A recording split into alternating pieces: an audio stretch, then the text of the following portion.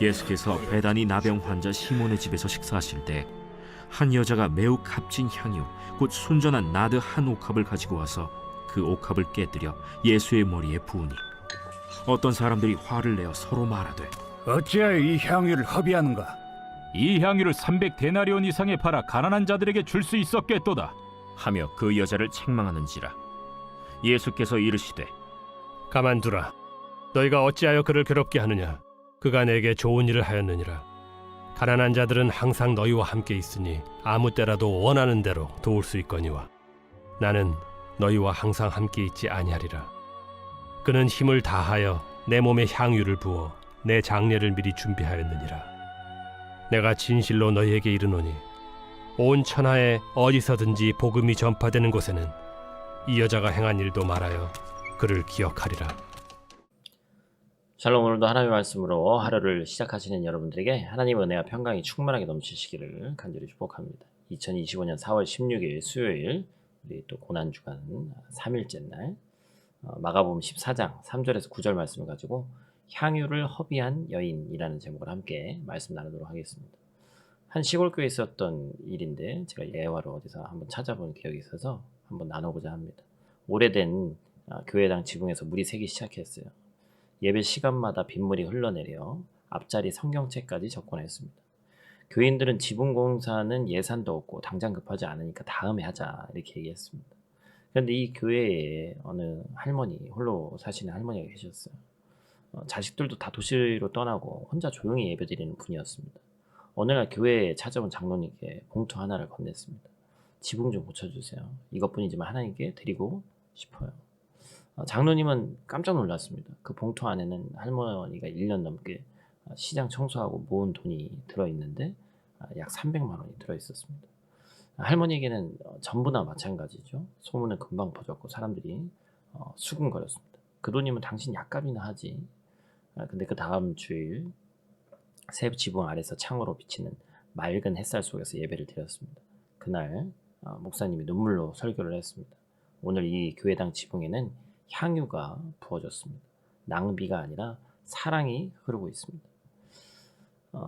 사랑하는 성도 여러분, 오늘 본문에도 한 여인이 등장합니다. 이 여인은 예수님께 300데나리온짜리 향유를 부은 여인이라고 나오죠. 하지만 사람들의 반응은 그게 사실 일반적이죠. 왜 그렇게 허비하냐? 그런 반응이었어요. 같은 행동을 보고도 전혀 다른 반응을 합니다. 무엇이 이 행동을 좋은 일이 되게 했을까? 예수님이 무엇을 보셨기 때문에 그것을 그렇게 말씀하셨을까? 이제 우리는 그 이유를 세 가지로 이 아침 함께 나눠보고자 합니다. 오늘 본 말씀 통해서 우리가 첫 번째로 기억해야 할 것은 어찌하여 이 향유를 낭비하는가, 허비하는가 라는 것입니다. 오늘 본문에서 예수님은 베다니 나병 환자 시몬의 집에서 식사를 하십니다.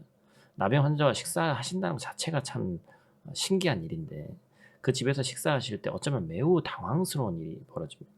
한 여자가 매우 값진 향유, 곧 순전한 나드 한 옥합을 가지고 와서 예수님의 머리에 부은 사건입니다. 그 모습을 몇몇 사람들이 크게 보면서 분노하는 거죠. 어째서 이 비싼 향유를 허비하냐. 아무도 예상하지 못했고 아무도 원하지 않았던 순간 식사 자리에서 조용히 예의를 갖춰야 할 그 자리에서 마치 밥 먹다 물을 확 끼얹은 것 같은 충격적인 사건이 벌어진 것이죠. 그럼 사람들이 왜 화를 냈을까요? 5절 말씀이죠. 이 향유를 300데나리온 이상에 팔아 가난한 자들에게 줄 수 있었겠다 하며 그 여자를 책망하는지라. 이들이 화난 이유는 식사 도중 불쾌해서, 아니 황당해서가 아니었습니다. 사람들이 이 상황을 보자 계산기부터 꺼내 드는 거예요. 300데나리온, 1데나리온이 한 사람의 노동값인데 그러면 뭐 오늘로 따져도 10만 원 더 합니다. 요즘은 뭐 얼마예요? 300만, 3천만 원이죠. 이걸 예수님 머리에 부었다고? 그 돈이면 가난한 사람을 도울 수 있는데 그걸 붓다니 정말 그럴듯한 계산이죠. 가난한 자를 돕는 것은 좋은 일입니다. 그런데 그 말 속에는 이 여인의 사랑을 바라보는 눈이 없었죠. 사랑을 모르니까 헌신이 헛것, 허비하는 것으로 보이는 겁니다. 이 여인은 무엇을 했습니까? 바로 사랑을 했고 무엇을 하지 않았죠? 계산을 하지 않았습니다. 사랑했기 때문에 아깝지 않았고 예수님이 너무 귀했기 때문에 전부를 드렸습니다. 그런데 세상은 사랑보다는 숫자에 민감하잖아요. 오늘도 우리가 주님께 드리는 시간, 물질, 눈물, 기도를 사람들은 이렇게 말합니다. 참 유별나다. 교회에 왜 그렇게 시간과 돈을 쓰냐. 주일은 좀 쉬어야지 왜 예배에 나가. 이해가 안 되는 거예요, 사실은. 그죠? 기도한다고 뭐가 즉시 바뀌냐? 세상은 언제나 주님을 위한 시간을, 헌신을 낭비라고 얘기합니다. 믿음의 행동을 이성적이지 못하고 있다고 얘기를 하고, 사랑의 결단을 어리석다고 평가하는 거죠. 그러나 우리 주님은 다 알고 계시는 것이죠. 당신이 드린 시간, 정성, 눈물, 예배가 절대 헛것이 아니다라는 것입니다. 주님은 우리의 중심을 보시는 줄로 믿습니다. 사람들은 결과를 보지만 주님은 동기를 보십니다.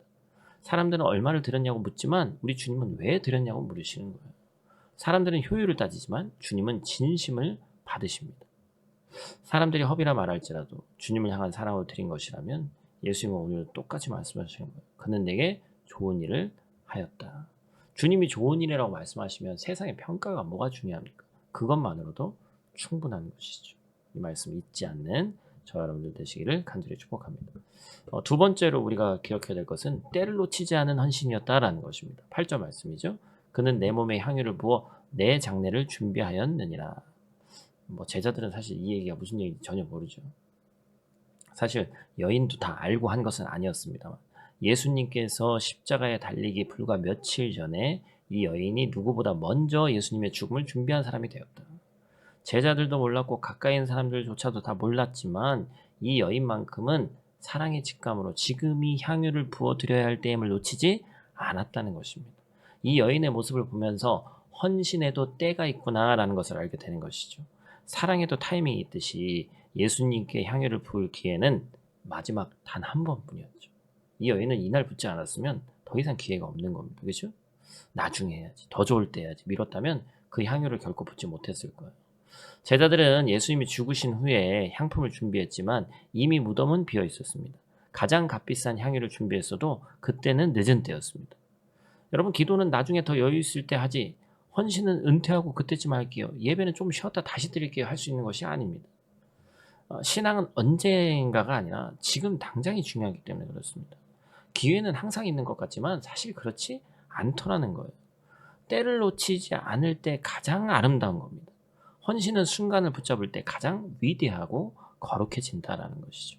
이 여인은 바로 그 타이밍에 자신의 모든 것을 드렸습니다. 그래서 주님은 말씀하신 것이죠. 그는 내 장례를 준비했다. 이보다 더 값진 일이 어디 있어요. 바로 이 여인의 헌신이 때에 맞는 헌신이었기 때문에 주님은 더없이 귀하게 여기시며 칭찬하셨다라는 것입니다. 오늘 마지막으로 함께 나눌 부분은 복음과 함께 기억될 헌신이었다라는 것입니다. 9절 말씀, 참 복된 말씀을 해주시죠. 우리 한번 같이 읽겠습니다. 내가 진실로 너에게 이르노니 온 천하에 어디서든지 복음이 전파되는 곳에는 이 여자가 행할 일도 많아요. 그를 기억하리라 하시니라. 아멘. 주님이 말씀하시는 거예요. 복음이 전파되는 곳에는 이 여자가 행한 일도 전해질 것이다. 여러분, 지금 우리도 말씀 나누고 있잖아요. 그죠? 설교하고 출신도 기록되지 않은 한 여인의 행동이 전 세계에 전해지는 복음과 함께 기억된다. 얼마나 큰 축복입니까? 여러분, 복음이 뭐예요? 예수님이 우리를 위해서 자신의 생명을 깨뜨리신 이야기 아닙니까? 그리고 여인의 행동은 자신의 옥합을 깨뜨린 사랑의 이야기였죠. 예수님의 십자가가 완전한 사랑의 표현이었다면 이 여인의 향유는 그 사랑에 대한 응답이자 예표였던 것이죠. 그렇기 때문에 주님은 그 사랑을 잊지 않으시고 복음이 전해지는 곳마다 그 복음의 향기와 함께 이 여인의 향유 냄새도 함께 퍼져나가길 원하신 것입니다. 사람들은 결국 우리 이름을 잊을 겁니다. 우리가 쌓은 업적, 세운 집, 가진 돈도 시간이 지나면 모두 사라질 거예요. 그러나 주님을 향해 부어진 향유는 영원히 기억됩니다. 이 세상에 자취를 남기려 하지 마십시오. 오히려 주님의 마음에 흔적을 남기는 저와 여러분들 되시기를 축복합니다. 끝으로 찬송가 211장 보면 제가 또 써놨는데 값비싼 향유를 주께 드린이라는 찬송의 가사가 나오죠. 뭐라고 써있죠? 값비싼 향유를 주께 드린 막달라 마리아 본받아서 향기로운 산 잼을 주님께 바치니 사랑의 주 내 주님께 라는 찬양이죠. 사실 신학적으로는 이 말씀이 막달라 마리아가 아니다라는 얘기가 있습니다만 그 누군가가 중요한 것이 아니라 이름도 모르는 여인이지만 그 여인의 위대한 섬김이 빛을 발하는 순간이었습니다. 이제 우리도 향유 옥합을 들고 주님 앞에 나아가야 됩니다. 주님이 귀하시다면, 주님이 나의 전부이시다면 계산하지 말고 내 마음에 어떤 감동을 주셨다면 즉시로 행하는 거예요. 미루지 말고 오늘 드리시기를 축복합니다. 주님은 기억하십니다. 이름 없는 한 여인의 헌신을 복음과 함께 전하시듯 우리의 사랑도 잊지 않으시는 주님이신 줄 믿습니다. 주님께 드리는 헌신은 결코 낭비가 아니다라는 것입니다.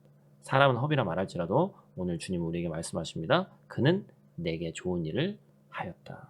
이 말씀이 주님 앞에서 우리의 이름과 삶 위에 귀하게 남겨지기를 또한 새겨지기를 간절히 축복합니다. 우리 다 같이 있는 자리에서 기도하고 마치도록 하겠습니다. 사랑의 아버지 하나님, 고난주간 이 셋째 날 아침 주님 앞에 나와서 기도합니다. 오늘도 우리에게 말씀을 주셔서 사랑의 본질이 무엇인지, 헌신의 아름다움이 무엇인지를 보게 하시니 감사를 드립니다. 세상 사람들은 허비라고 여긴 것이 주님 앞에서는 좋은 일이 될 수 있음을 깊이 배웁니다. 향유를 부었던 그 여인처럼 우리가 가진 가장 귀한 것을 주님께 드릴 수 있게 도와주시고, 계산보다는 사랑을, 효율보다는 진심을 먼저 보시는 주님 앞에 우리의 시간과 마음을 온전히 드리게 하여 주시옵소서. 그 기회를 미루지 않게 하시고 지금 이 순간에 주님을 사랑할 수 있는 은혜를 허락하여 주시옵소서. 사람이 기억하지 않아도 좋사오니 주님 앞에 향기로운 흔적으로 귀하게 남기는 삶 살 수 있도록 하나님 도와 주시옵소서. 우리를 살리신 예수님 귀하신 이름으로 기도드립니다. 아멘.